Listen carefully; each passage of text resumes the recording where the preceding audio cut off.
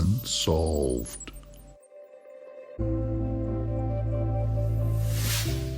JonBenet Ramsey case.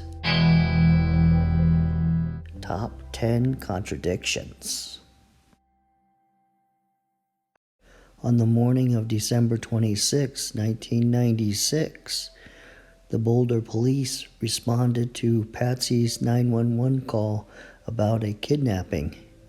And there, Officer Rick French met Patsy, who was wearing a red sweater and black slacks, and her hair and makeup were done. And he came inside the house and he met John Ramsey, who was dressed, and he looked around for any signs of forced entry, and there were no obvious signs of forced entry. The police officer asked John Ramsey about the house being locked up at night, and John said that as far as he could remember, that all the doors and windows were locked when he went to bed. And then the police officer looked in JonBenet's bedroom, and he had looked outside, and he looked down in the basement, and he didn't see anything terribly unusual. And he had looked at the 3-page ransom note, and then the Ramsey's friends came over, and he felt that it was a genuine kidnapping, that there was nothing really that stood out that said that it wasn't a kidnapping. So everything proceeded like it was a kidnapping, and detectives showed up. They put a trap and trace on the phone. Crime scene investigators showed up and took pictures and dusted for fingerprints. And the first slightly significant contradiction occurred. The ransom note stated that the call would be between 8 and 10 a.m. tomorrow. And the police, naturally, took that to mean that day, between 8 and 10. And so they started preparing for that phone call. But, as we know, no phone call came in between 8 and 10 that morning. Now, around this time, something suspicious did occur that you might not be aware of. An FBI agent or a Boulder detective noticed that the ransom note had been torn out of Patsy's notepad, and he noticed the practice ransom note. And so he knew that the ransom note had been written inside the Ramsey's house. And from the length of the ransom note, he knew something was odd about that wasn't right, because a kidnapper wouldn't sit down and write a ransom note inside the house. Now, after waiting hours and hours for a ransom call or something to happen that didn't happen that morning, when John Ramsey goes downstairs and discovers JonBenet's body and brings her dead body up to the living room, it's like, whoa, now everything makes sense. There's no signs of forced entry. The ransom note is 2.5 pages long. The Ramseys have called their friends over. The ransom note was written inside the house. So now Nancy Drew is ready to present the top 10 contradictions and see if the contradictions actually help us to solve this case. Number 10. The note is obviously BS. I mean, no one believes that a member of a foreign faction wrote this note.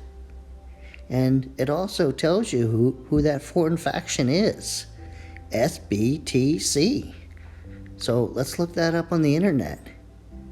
There's not too many SBTC foreign factions that I'm aware of. And so the police would have known that right off the bat. And then there's the issue of the ransom note requesting $118,000 from John Ramsey.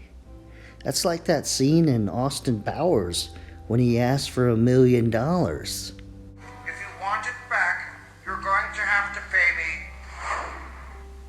$1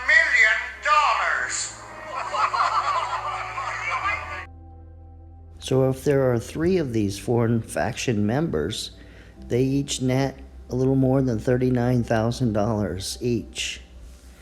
So the contradiction is that it's supposed to be a legitimate ransom note, but it has these statements that no one can take seriously. Number 9, viciously strangled to death with a garrote, compared to lovingly wrapped in a white blanket and put in the wine cellar. Now, some might say that a family member might do this, and then there's kind of a history of this being done. But maybe the murderer and the person that put JonBenet's dead body in the wine cellar are not one and the same person. Number 8, misspellings, yet good grammar. So if you look at business and possession, they're misspelled, while other words like deviation and adequate are spelled correctly. But the contradiction here is the person, where it says, "We do respect your business," they scribbled out "do" because it's not necessary. Where it says delivery, they changed it to pickup. And then they added the little "do," the "not." Seriously, a ransomer is going to be concerned that maybe there's a misunderstanding about if they particularly like you or not? To me, this is a contradiction. The author is pretending not to be able to spell, but yet their personality, they still correct the grammar in the ransom note. Number 7, the ransom amount and concern about following along. They don't ask for a great deal of money, but they seem to be so concerned that John will pay the ransom or follow their directions. Any deviation of my instructions will result in the immediate execution of your daughter. Beheaded. She dies, she dies, she dies. Don't underestimate us, John. It's up to you, John. It's almost to the point where they're begging him. Don't, please, do this. Give us the money and follow along. Don't call the police. It's almost like the kidnapper was working along with John or Patsy Ramsey. Number 6, Patsy called police, yet supposedly she left JonBenet's body in the basement. So what's going to happen? Well, ultimately, the police are going to find JonBenet's dead body. So why would she do that? Why would she call the police if she was the one that killed JonBenet? Number 5, skull fracture and garroting. Why would an intruder fracture JonBenet's skull? That might lead to him being caught that night. And why would an intruder strangle her and then fracture her skull? Like he's going to care if JonBenet lingers on after he leaves? The contradiction is there's 2 methods of her death, and that doesn't make sense for an intruder to do that. Number 4, JonBenet was supposedly sound asleep, zonked, when they got home. Yet, there was food found in her digestive tract. Like, how long does it take to digest some food? An hour? JonBenet had fruit or vegetable just below her stomach in her digestive system. The Ramsey family left the Fleets residence about 9 o'clock, and they went to the Walkers and the Steins, and then came home, and then JonBenet was put to bed, supposedly. But Burke stayed up, and John stayed up.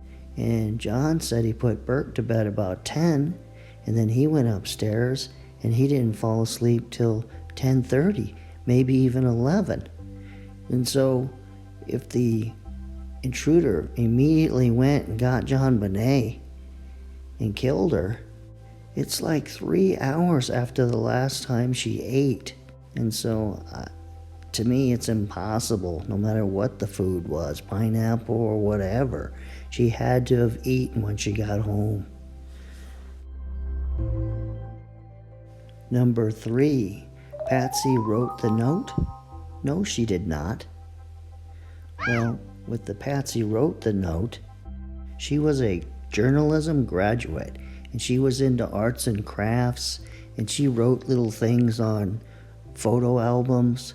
So she was familiar with writing in different styles and using different letters.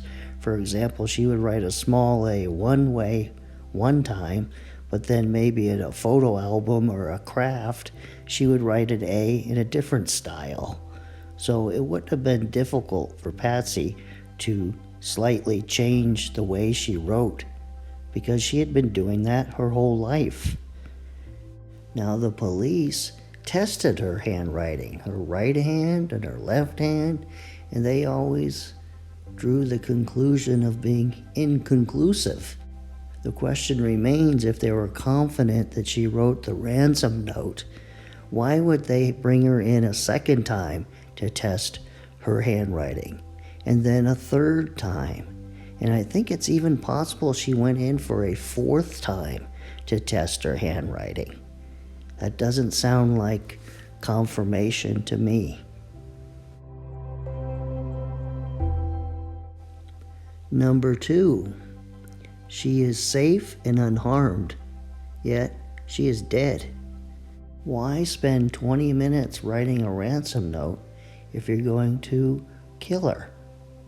And if it was something that happened in the middle of this crime, why kill her in such a crazy way?